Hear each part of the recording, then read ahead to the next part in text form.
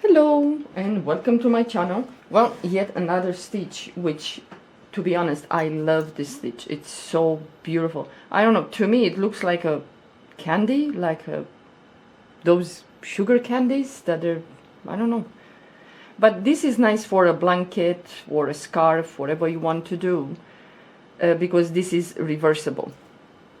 You can both sides are the same, and well, the edges are a little bit straight. Let's say we can live with this unless you make a blanket, so you might want to put some edges, but this is ridiculously easy to do this stitch. So for you, this sample, as you can see, this sample, it's kind of tight and it's dense, and it's, I worked with the 5.0 millimeter crochet hook. The yarn, it's it's thick, but the sample that I'm gonna do now for you guys, it's gonna be with a 5.5, and the yarn is not so thick. I want to do this because I want to show you the difference between working with a, well, let's say not so thick yarn and with a big crochet hook. You might like some holes in it, because this might have some holes in it. Either you like it tight, dense, or you like it with a little bit holes. I was thinking, it's nice to do a shopping bag, and you have some holes in case you buy some vegetables or whatever that I need to breathe in there. Okay, this stitch works with multiples of 2.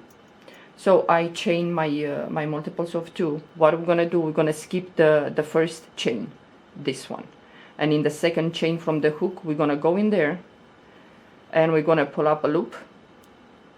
We move to the next chain and we're gonna insert our hook there, pull up a loop. You have 3 loops. Then grab the yarn and pull the yarn through all these 3 loops. Then we're gonna go back into the last chain that we worked here. So we go in there, pull up a loop. You have 2 loops on your hook. Move to the next chain, insert your hook in there, pull up a loop. You have 3 loops. When you have 3 loops, then you grab the yarn and you pass the yarn through all these 3 loops. Then again, we're gonna go back into this one that we worked, the last one. Insert your hook there, pull up a loop, move to the next chain, insert your hook in there, pull up a loop. We have 3 loops. Grab the yarn and pull the yarn through all these 3 loops. And again, we're gonna go back into the last chain that we worked, this one. Pull up a loop, move to the next stitch or chain, pull up a loop. You have 3 loops. Grab the yarn and pull the yarn through all these 3 loops. Then again, we're gonna go back into the last chain that we worked, pull up a loop, move to the next chain, pull up a loop. Grab the yarn and pull the yarn through all these 3 loops.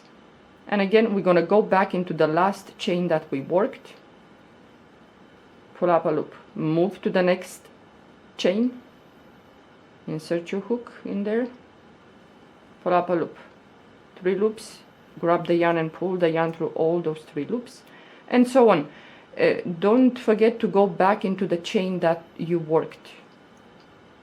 Move to the next chain, pull up a loop, grab the yarn and pull the yarn through all 3 loops, and again we go back into the last chain that we worked, and we move to the next chain, pull up a loop, grab the yarn and pull the yarn through all those 3 loops, and again we go back into the chain that we worked, pull up a loop, move to the next chain, pull up a loop, grab the yarn and pull the yarn through all these 3. Then we're gonna go back again into the last chain that we worked, pull up a loop. We have only 1 chain left. Go in there into that chain and pull up a loop, which I didn't. Man, it's not easy.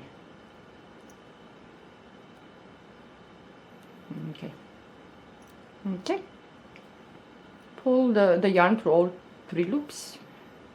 Then you're gonna chain 1. You're always gonna chain 1 at the end, but when you chain, let me go back because I need to tell you this.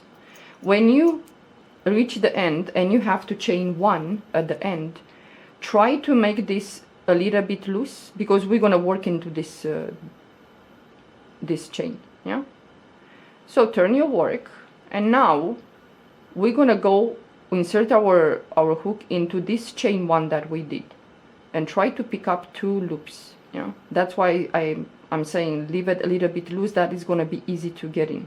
You pick up a loop, go into the next stitch here, pick up a loop. You have 3 loops, grab the yarn and pull the yarn through all 3 loops. Again, we're going to go back into the last stitch that we worked, pull up a loop, move to the next stitch, pull up a loop. You have 3 loops, grab the yarn and pull the yarn through all 3. Again, we go back into this stitch that we worked last, pull up a loop, go into the next stitch, pull up a loop. You have 3, grab the yarn and pull the yarn through all those 3 loops, and so on. It's important not to, don't forget to go into this last stitch, or in the beginning the chain that we worked in. Go in there, pull up a loop, go to the next stitch, pull up a loop, and so on. It's like this. You go back into the last stitch that you worked, pull up a loop, go to the next stitch, pull up a loop. You have 3 loops, pass the yarn through all those 3 loops, go back into the last one that you worked, go to the next stitch, and so on.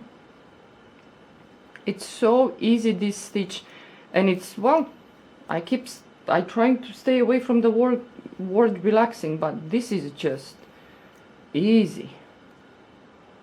So you go back into the last stitch that you worked, move to the next, you have 3 loops, and so on. So at the end, you go into the last stitch that you worked, pull up a loop.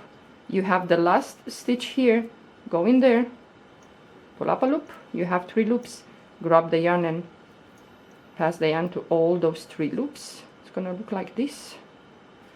Then when you chain this one, try to leave it a little bit loose, not that loose, but enough that you're not gonna struggle going in.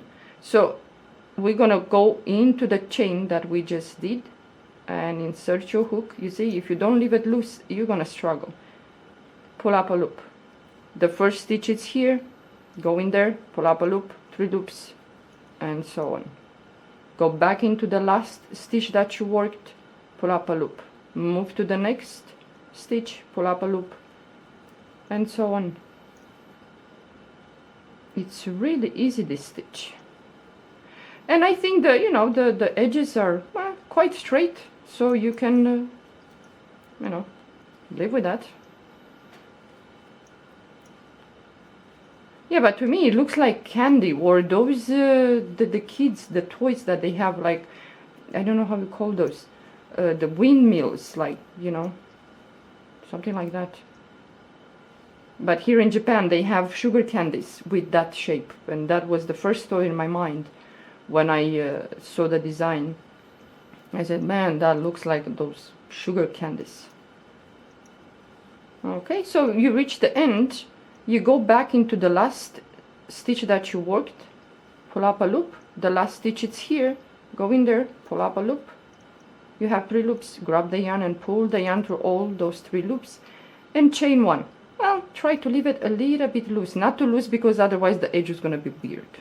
So you go back into the one chain that you did, try to pick up 2 loops from that chain, pull up a loop, go into the first stitch here, pull up a loop, grab the yarn and pull the yarn through all those 3 loops, go back into the last stitch that you worked, go into the next stitch, pull up a loop, and so on. It goes so fast. And if you can see, I hope you can see, I will show you at least, I want to make at least one more row, and to show you the difference between working with, let's say, thick yarn and a smaller number crochet hook than that yarn recommends if it's thick. But if you want dense and no holes, you're gonna have to work with a smaller one. And it doesn't matter, well, not that small that you cannot, the hook cannot hold it there. But if you want dense and thick, the stitch for whatever project you do, you should work with a smaller one. chain one, leave it a little bit loose, and you go back into that chain that we did. Oh boy, sometimes it's not easy, that's why I'm saying leave it a little bit loose. Okay. Okay, and try to pick up two loops from that chain. Yeah. So you're gonna see the difference with the holes. But I was thinking if you wanna do like a shopping bag, or you go to the beach or picnic or whatever, I don't know, and you have some perishables, you know, you want them to breathe and have air.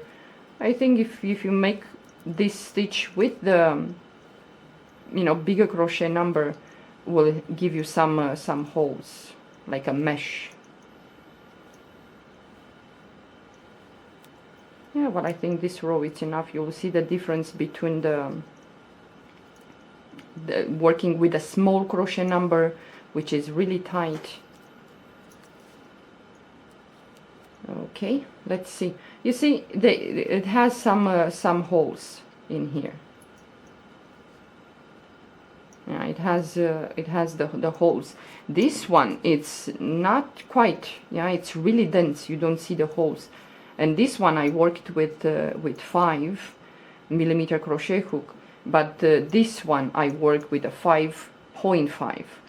So it's a little bit bigger and creates these holes. It's like a mesh. You can make a shawl, or you can make a summer blanket for babies, and even for you.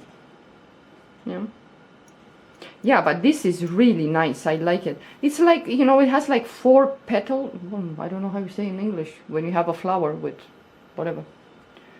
Yeah, and it's like 1, 2, 3, 4. It's really nice, and the edges are okay. I can live with this. Yeah, but it's really nice.